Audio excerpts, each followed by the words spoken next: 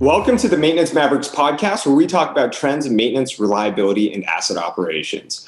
I'm Ryan. I'm the CEO and founder of Upkeep. And for today's guest, I'm super excited to welcome not one guest, but two guests here. We've got John Povilaitis and Alan Seltzer. John and Alan are shareholders in Buchanan Ingersoll Rooney, which is a law firm where they assist clients in energy, utility, and renewables industries, as well as help with some big energy transactions. So welcome to the podcast, John and Alan. How are you guys doing today? Well, fine. Thanks, Ryan. We really appreciate the opportunity to join you. Great to be here with you. All right, and likewise. So what we always do is start the show off by asking both of you guys how you were first introduced to this industry and what your journey has been like. Maybe we could start with John. I started my legal career with the Pennsylvania Public Utility Commission right out of law school. And at the PUC, I was introduced to service quality issues, rate case issues, cases before the federal agencies that are physically kind of proximate to our headquarters in Harrisburg. And I got to, get involved in depth with the administrative litigation. Interestingly, one of my first rate matters was with Alan when he was a representative of General Public Utilities, GPU, and they had that little problem called the 3 Mile Island accident. And that led to a series of very interesting and complicated PUC cases in which I represented the staff and Alan was representing GPU. Later, we ended up collaborating by being in the same law firm. And we're still practicing together today. As John indicated, we've been together practicing law for many, many years together in the broadly defined energy and utility space. My trajectory has been a little bit different. I have spent my entire career since the late 1970s in private practice, and it has been really exclusively devoted to the energy and public utility area. I came out of law school in the late 1970s, managed to find a job with a law firm that was practicing public utility regulation. And I literally started out having no idea what a public utility was. And I started from the ground up learning the business. And of course, it sort of brought me to where we sit today, many years later. But as John indicated, within about 6 months after I started practicing as a young associate, we had the nuclear accident at 3 Mile Island. And that literally to this day remains the largest single administrative law case that I have ever been involved in almost 44 years of practice.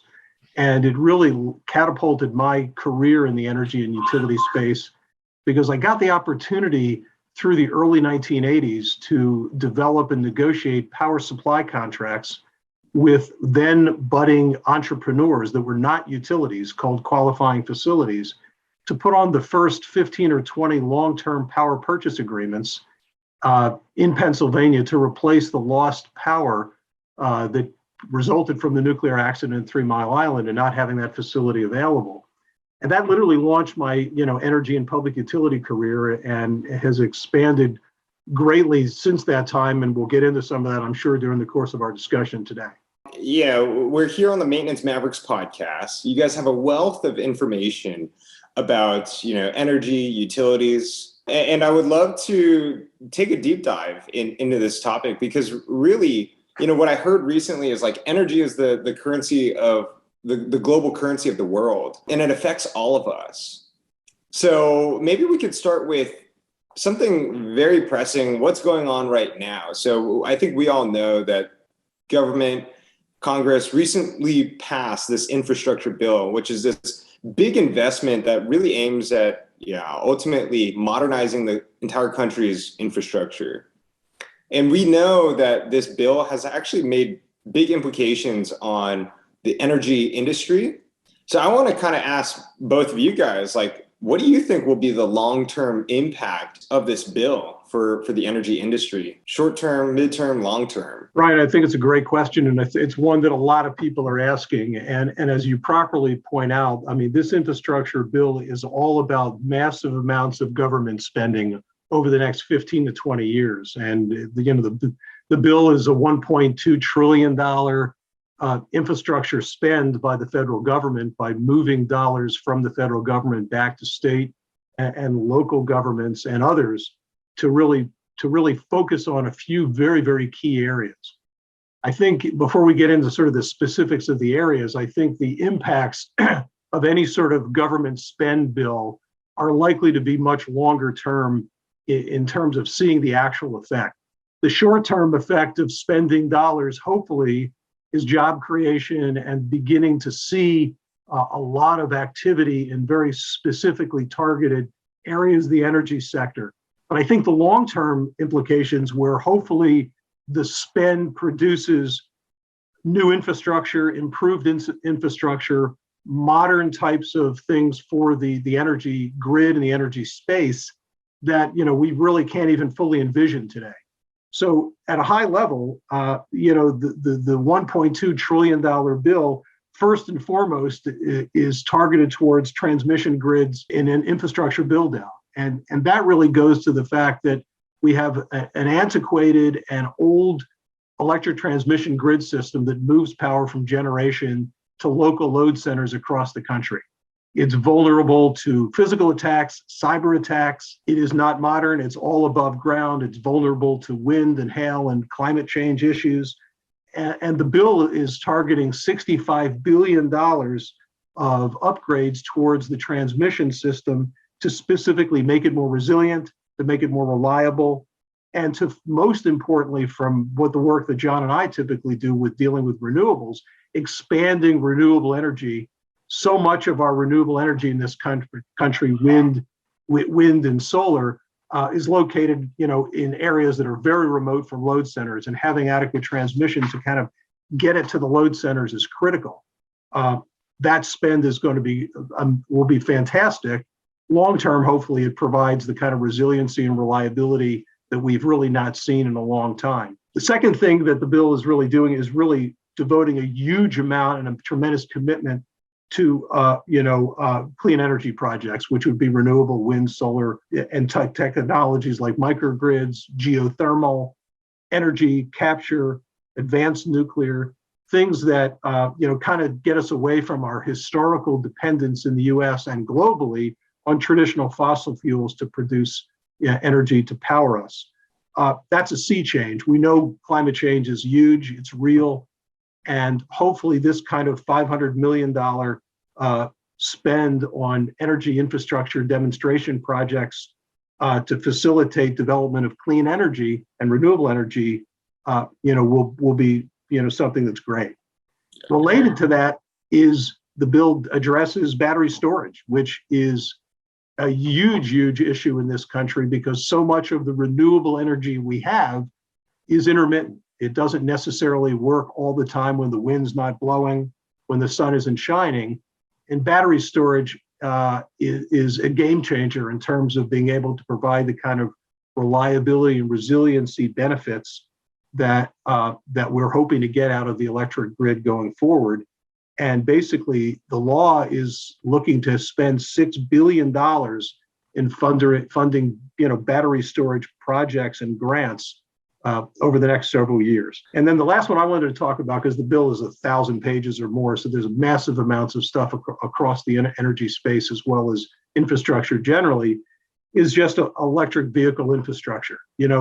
You're out in California, we're in the East, and there's a vast difference between the build out we've seen thus far and the penetration of electric vehicles across the country. We don't have enough charging stations anywhere, but certainly in the East, electric vehicle sales are creeping up slowly. They're much bigger in California where you are in parts of the West. But, creating the infrastructure necessary to charge these vehicles, will alleviate a lot of the concerns that people have about, moving from traditional gas-powered automobiles. And this $7.5 billion portion of the spend over the next 5 years to get money out to build infrastructure for electric vehicle charging, I think, again, is a game changer. So short term, lots of spend, hopefully lots of jobs. Longer term, are we going to be seeing these new technologies bringing us major sea changes in the energy space? And of course, that's sort of the $1.2 trillion question. That's a big dollar amount. I hate to be the pessimist here, but, part of me is asking the question, we've always known that we need to invest more in infrastructure of, our entire country. Why now? Why is now the right time? Why is now going to be any different than before? And how is $1.2 trillion is going to solve the problem that, frankly, we've been talking about for decades. Ryan, I have some thoughts on that. I basically, agree with Alan's tour through the bill and what it's trying to do, but the bill is a reminder that utility infrastructure, especially the most ubiquitous of the utility infrastructures, which is electric infrastructure, has always been extremely capital intensive.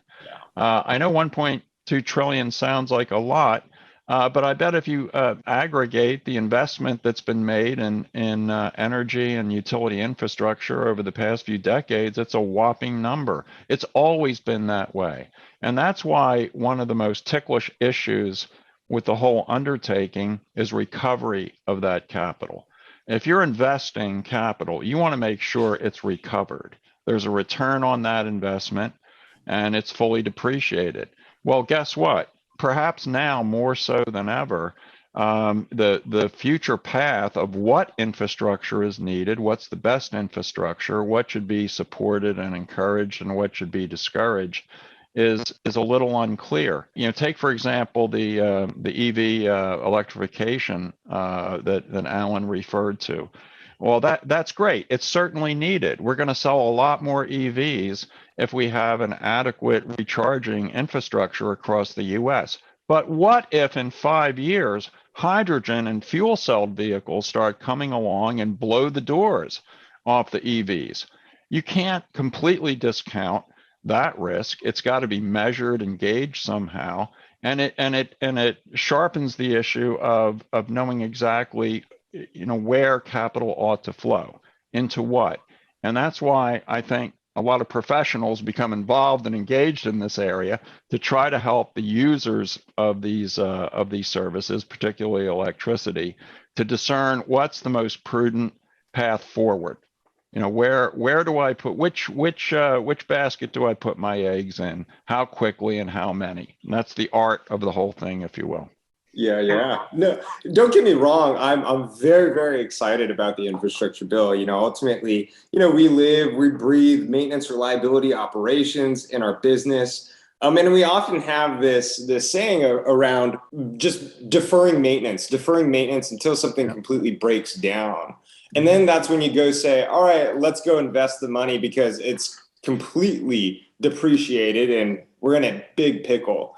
And part of me feels like, that's kind of the state-ish that we're in right now. We've been deferring maintenance. We've been deferring investment in our own infrastructure until one day we wake up and say, oh, crap, it's gotten pretty bad. I want to also just point out, under the $7.5 billion that's allocated in the infrastructure bill that we call sort of electric vehicles, a substantial portion of that is in theory available in grants for things like hydrogen and alternative fuels.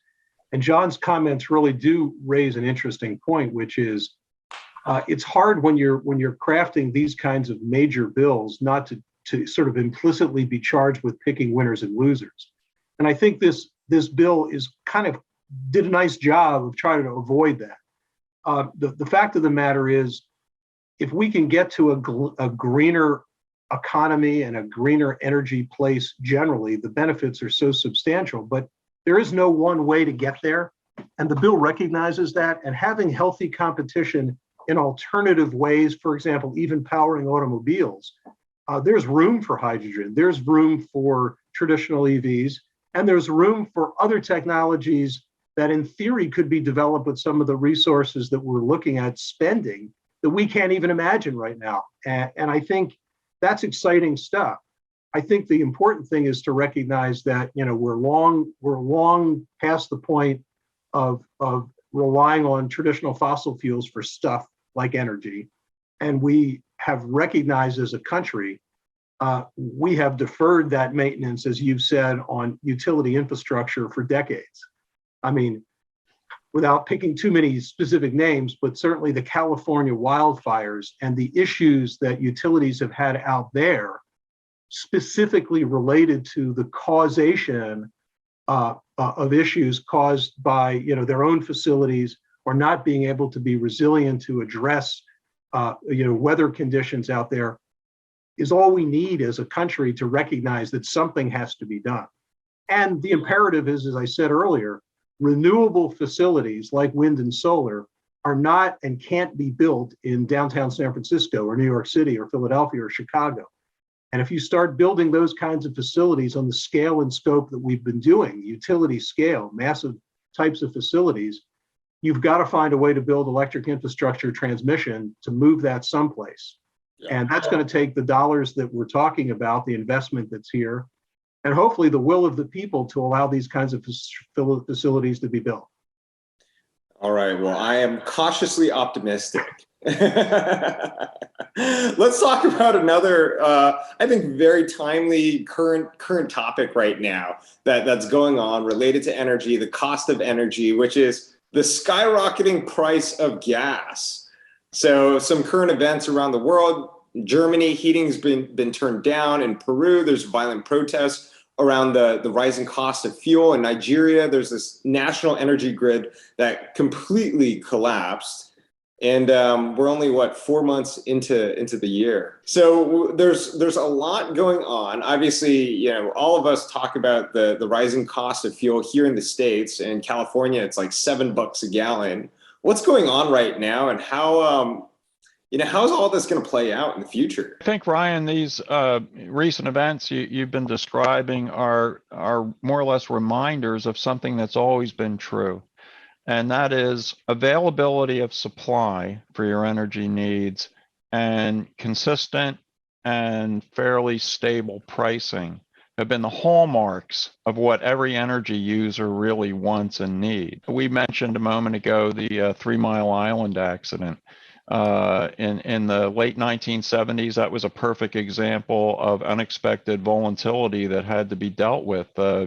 General Public Utilities suddenly found half its baseload electric generation unusable because of a completely unexpected accident. It had to regroup, get Alan Seltzer busy on a lot of long-term purchase power agreements to backfill for this electricity generation that suddenly disappeared on them.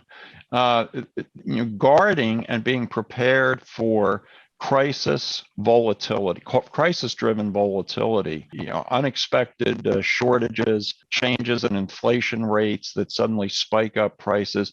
All of those are sort of lumps in the price and availability of energy that people have to constantly work at to avoid. And seizing on the point you made about putting some kind of facility together and then not worrying about it for 20 years, you can't do that. You have to have a team of folks that are constantly looking at what should we be ready for? How long-term is our current energy supply? How long is our facility going to last? How many outages are we going to have in whatever we've constructed that we need to cope with to make sure that we have adequate replacements? No one likes their prices to move around. No one likes to have to worry about availability of your energy supply. So, putting yourself in a position where you have insurance that those kinds of risks have been hedged. It's one of the reasons that since the 1970s, energy users have been moving towards getting more control over the availability of their energy, and the cost of that energy has been sort of a steady goal of folks. That's why people build chip facilities, natural gas powered facilities that can generate an electricity supply that has a stable price, whose maintenance they can control, whose planning for outages they can control. Is preferable to being dependent on a grid that's maintained by another entity, and the cost of the electricity delivered over that grid can vary from month to month, year to year, decade to decade. Consistency of price and supply are the golden standard that people want to pay attention to and take care of. One of the recent, keeping in mind your audience, I mean, something that we've come across recently is a CHIP, a combined heat power facility developer, who's getting keenly interested in reducing outages. In other words, you schedule outages. You know, if you have a CHIP facility, there are going to be certain times in the year when maintenance is required, and you're going to go down. That's why you have a backup electricity supply from the local utility arranged ahead of time. Well, they've been thinking about where their facilities that they've designed and installed are, where their maintenance resources are, and they're beginning to stage all this so they have adequate personnel, proximate to their customers, so they can continue to reduce both scheduled and unscheduled outages. Get their people right on the location of the customers. Work with troubleshooting and preventative maintenance to reduce the number of outages they have. It's all towards the goal of making that CHIP facility have a higher efficiency rating and work more days and hours of the year than you thought was possible. And this is all to the benefit of the customer. Just an example. So we've talked a lot about, essentially the rising cost of fuel. We've talked about, everything from the infrastructure bill, deferred maintenance. I kind of want to ask the question, if you have any thoughts around like how it ultimately affects our listeners, the maintenance, reliability, men and women that support sustain our world. We've got this tremendous amount of money that's getting poured into infrastructure. We've got this energy crisis going on right now, but ultimately a lot of it is going to be supported, hopefully, by the future investments that we make in our own infrastructure, in renewables. We talked a little bit about job growth. I'd be curious, like, how do you feel like it might affect ultimately the normal maintenance, reliability, operations person, someone that works in manufacturing, someone that works in maintenance? How do you think that all of this affects them over the next 3, 5, 10 years? Ryan, folks that are servicing infrastructure and equipment and facilities, either existing or new, are going to be in substantial demand over the next 15 or 20 years. I mean, if we've learned anything over the last decade or more, is that deferred maintenance, not really being on the cutting edge of innovation and trying to deliver energy in a safe, reliable, and cost-effective manner is a fool's game. No one wins. Customers lose, and everybody loses when we are vulnerable to outages, effects of weather, cybersecurity, physical issues, or the normal effects of deferred maintenance. Regardless of whether it's new investment, checking at developing new technologies, or preserving good quality equipment that we have right now, those folks that are in the maintenance and support services group will always be incredibly valuable. The hope is that company managements that are responsible for the ownership and operation of these key energy assets, place the right value both on the equipment and their maintenance to be able to provide the kind of efficient service and reliable service that we want. I mean, when you have inefficient equipment, when you have stuff that has not been maintained properly or is essentially functionally obsolete, you're raising costs for everyone. And that's not the preferred outcome. I mean, regardless of whether you're a utility consumer or the manager of a company that operates this type of thing, these types of equipment, that doesn't serve anybody's long-term economic interest to basically having facilities and equipment that are not properly maintained and are not replaced. And I think if anything, utilities as well as others that are in this space, it has been too easy for many years to defer these kinds of maintenance for fear that they're not going to be able to recover their capital investment or even their O&M operation and maintenance expenses. From a purely regulatory perspective, those costs need to be covered. And then from the entrepreneurial, non-regulated world, there have to be clear incentives for folks to make the kind of spend needed to preserve reliable and efficient equipment, recognizing that the upfront cost pales to the back end capital cost if stuff has to be replaced prematurely because we've allowed it to essentially degrade and become functionally obsolete. What I really hear from you in that statement is ultimately like the boots on the ground, maintenance, operations, reliability, managers, technicians, these roles are going to be in increasingly high demand. And we often talk about, especially on this podcast, this labor shortage of what's going on even within these roles. $1.2 trillion is a lot of money. I think we've learned that, especially over the last 2 years, when the government pours that much money into businesses and infrastructure, like it has a real impact on our jobs and this industry as a whole. So I think ultimately it's a positive thing. I think that it is going to help propel our industry, but ultimately there still are a ton of challenges ahead of us.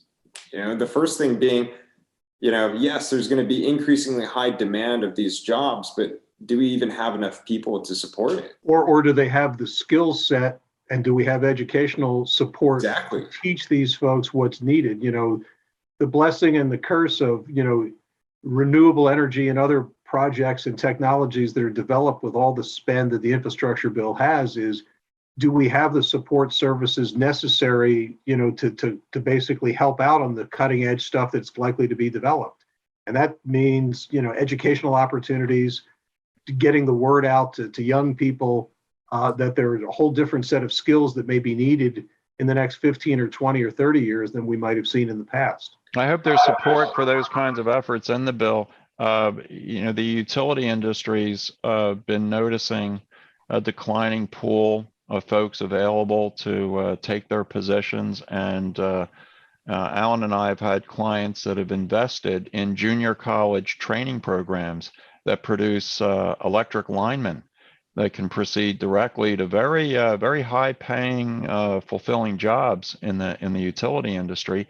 But the utility industry has had to try to prime that pump itself. And if the government could help on that front, I think it would be a wonderful thing. Well, thank you both for sharing so much amazing knowledge around this topic. What we always do is kind of end the show with a few quick fire set of questions to leave our audience with a few extra nuggets of information.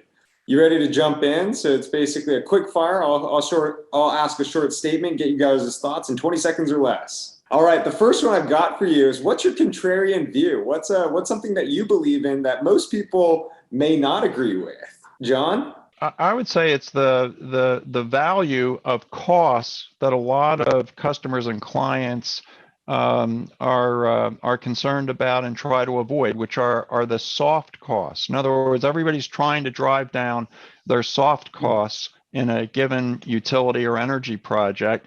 What Alan and I have seen from real life experience is that folks who don't put the right team together of economic, engineering, and legal consultants to discern what their true status quo is and what their direction forward might be, often end up wasting money rather than saving money by avoiding that kind of upfront legwork. Alan? Yeah, I think for me is trying to convince people, particularly industrial and large companies whose business is not directly related to energy, that they can take much better control of their costs, operations, and businesses by owning their own generation and using that as the support for their business operations. It's a very scary thing if you're in the widget making business to say, wait a minute, I don't want to really get into energy supply and operating a power plant or a combined heat and power facility.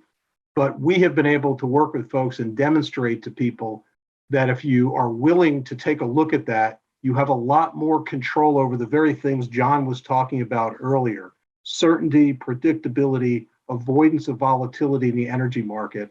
Lots of folks are adverse to doing that, and they are adverse for all the wrong reasons. And we like to spend a lot of time telling people there is another way, and we think we can help you.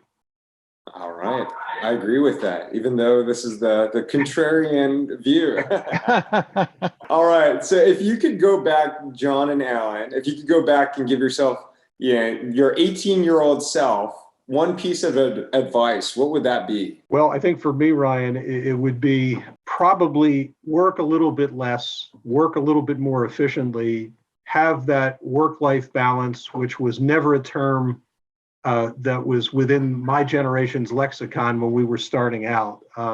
I look back on my career and my life over the last 44 years of practice, and it's been a great one. And I enjoy every moment of it and still do. But I love the fact that, people today, seem to have arrived at a better balance of work and life. I think if I, as an 18-year-old, I could have understood that better as I was just, finishing up law school and beginning to embark on my law career, I might have been a little bit happier along the way. And I would say, Ryan, buy Apple stock with every dollar I could scrape together as soon as it was available. And then, and more seriously, have confidence in what my study of an issue seemed to indicate was its future direction and act on it. In other words, there's a tendency for folks to kind of lay back until there's, sort of a block of momentum behind a particular view or stance on an issue. And, sometimes you can see the flaws in that, and having the confidence to act on that and pursue it, at an early stage is important, and something I wish I'd done more of.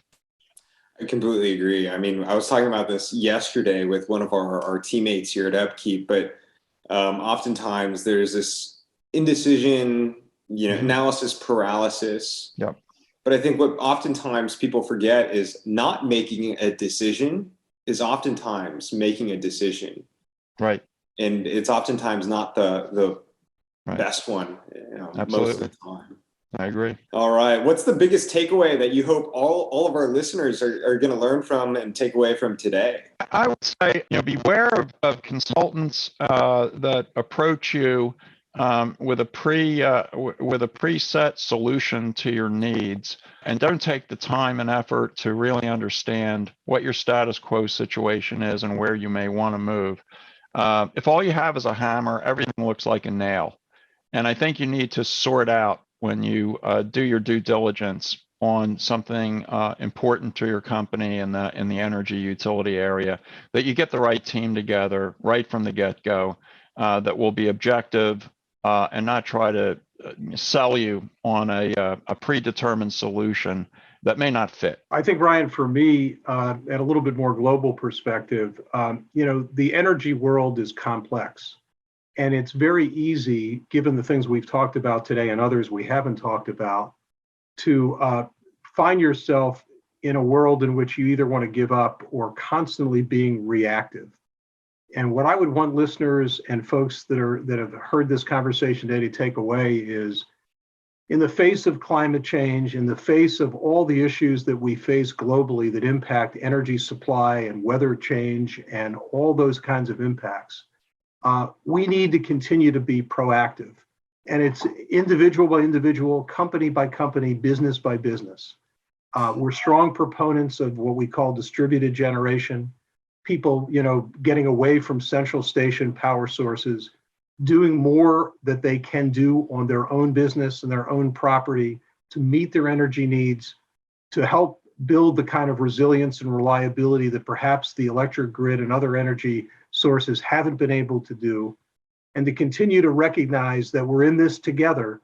And as complex it is in trying to deal with all the political and energy issues that impact us in this space, we can't give up, we can't afford to give up, and that we owe it to our kids and our grandchildren not to. John, Alan, really appreciate you guys taking the time. Such an interesting conversation that I've personally learned a ton from. I would love to follow you guys on your journey, and I'm sure all of our listeners would as well. How can they connect with you and follow you? www.bipc.com. Our whole careers are laid out on that website. And I might also say, we have our own podcast that we've talked about. It's called Alternative Power Plays. It's available at any place that folks get their podcasts, Apple Podcast and Spotify and so forth. It provides sort of a supplement to some of the things that you have done superbly with with your podcast. And I think they really kind of work hand in hand. And we certainly would ask and direct any of your folks to check that out as well. Awesome. Thank you again, John and Alan, for joining us. Thank you to all of our listeners for tuning in to today's episode of the Maintenance Mavericks podcast. Again, my name is Ryan. I'm the CEO and founder of Upkeep. You can connect with me on LinkedIn. Shoot me an email directly at ryan@upkeep.com. I hope everyone enjoyed today's conversation. I personally learned a ton. I really mean it, Alan and John. I look forward to connecting with everyone soon. Until next time, thanks again. Thank you, Ryan. Thanks, Ryan. Great stuff.